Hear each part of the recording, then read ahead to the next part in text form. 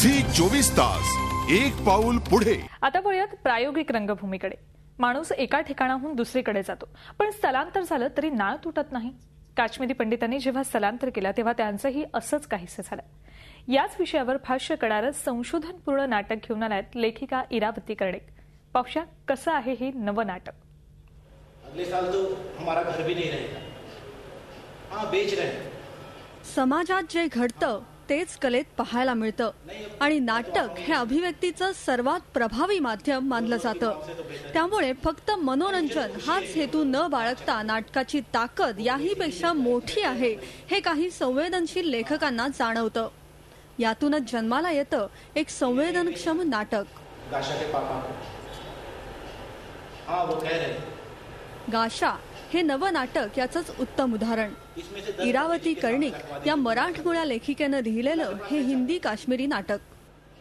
नहीं, तुम्ही बताओ, माना कि हमारा घर चल गया, लेकिन सामान तो पहले से ही गायब था ना उसमें से। अब किसी ने तो लिया है।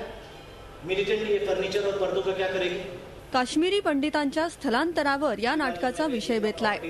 स्वतः श्रीनगरमध्ये काही महिने वास्तव्य करून संशोधन करून इरावतीनं गाशा नाटकाची संहिता लिहिली। एकदा सोडून गेलेल्या कम्युनिटीचं रिहॅबिलिटेशन खरोखर शक्य असतं का? खरंच असं परत उलटं जाऊन काही न झाल्यासारखं किंवा काही झालं हे ऍक्सेप्ट करून त्या पलीकडे जाऊन पुन्हा तिथे होतं तसं आयुष्य वसवणं शक्य आहे का? इथपासून आणि इमोशनली पॉलिटिकली दोन्ही अर्थाने इथपासून ते नेमके काश्मीरी पंडितांनी बाहेर पडल्यानंतर एक्सोडस म्हटल्यावरती ऑब्व्हियस विक्टिम हे पंडित वाटतात। या नाटकाचं नेपथ्य हे सूचक असून नाटकाच्या फॉर्म विषयी इरावतीनं अधिक सांगितलं ते असं। कुठेही काश्मीर म्हटल्यावरती आपल्याला आता असं काही एक्झॉटिक बघायला मिळणार हे करायचं नाही हे आधीपासून ठरलं होतं।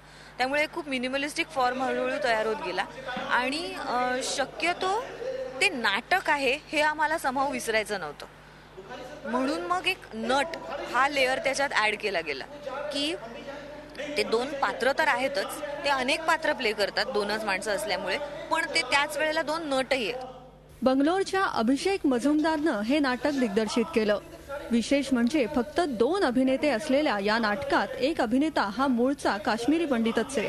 अधीर भट हा मूळचा काश्मीरी असलेला आणि आता स्थलांतर केलेला अभिनेता या नाटकात काम करतोय।